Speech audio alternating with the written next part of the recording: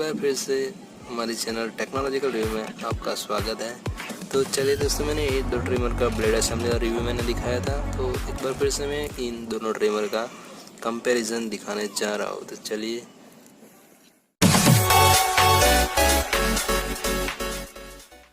दोनों का ट्रिमर का मैं कंपैरिजन दिखाने वाला हूँ। तो ये ट्रिमर है NHC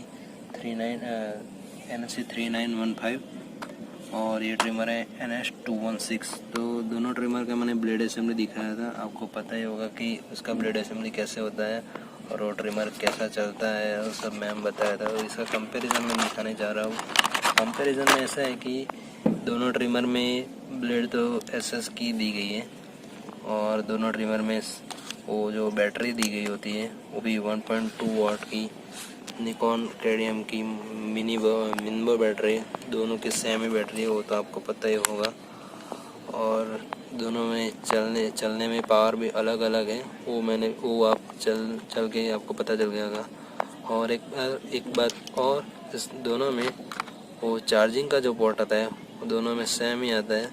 इसलिए अगर आप किसी एक ट्रिमर का भी चार्जिंग अगर आपसे गुम हो गया हो तो कोई प्रॉब्लम और किसी भी टेंशन लेने की ज़रूरत नहीं है, क्योंकि दो ट्रिमर हो तो आपको चार्जिंग करने में कोई प्रॉब्लम नहीं होगी।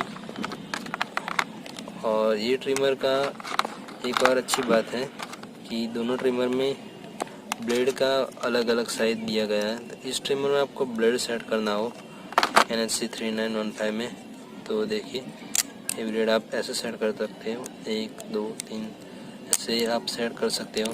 ब्लेड ट्रिमर चले तो ऐसे सेट करके आप बियर्ड को सेट कर सकते हो। इस ट्रिमर में मैंने बताया कि जैसे कि ये अलग अलग टाइप्स की ब्लेड्स के ऊपर बियर्ड सेट करने के लिए दिया गया होता है, 6 mm का, 9 mm का, और जो भी अलग अलग ट्रिमर है अलग अलग आता है।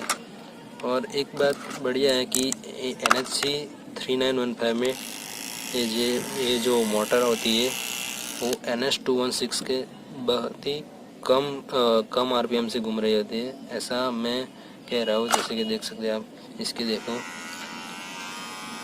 इसका वाइब्रेशन भी इतना ज़्यादा नहीं आता है जिसका इतना, और वॉल्यूम भी देख सकते हैं कि इसका आवाज़ ज़्यादा है।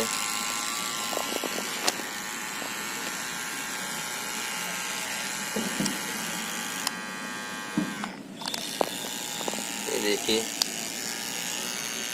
आपको दिख ही रहा होगा कितना धीरे से इसका मोटर बेस घूम रहा है।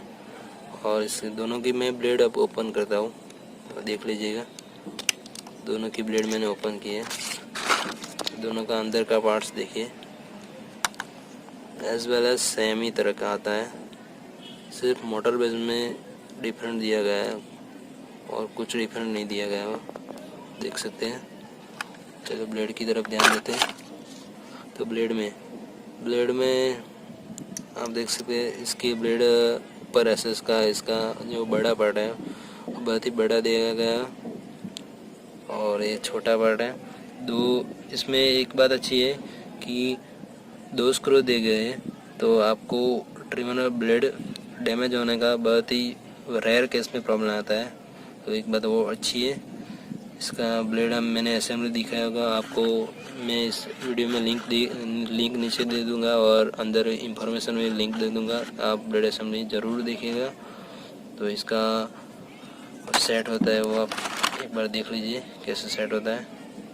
तो ये पार्ट्स आता है, यहाँ पे असेंबली हो जाता है, इसका ब्लेड सेट हो जाता है। मैंने असेंबली करके भी दिखाया था और इसका ब्लेड भी सेम मैं पिछली बार भी बताया था। इस तरह का जो भी मॉडल का ट्रिमर आता है उसमें ब्लेड सेम ही असेंबली होती है।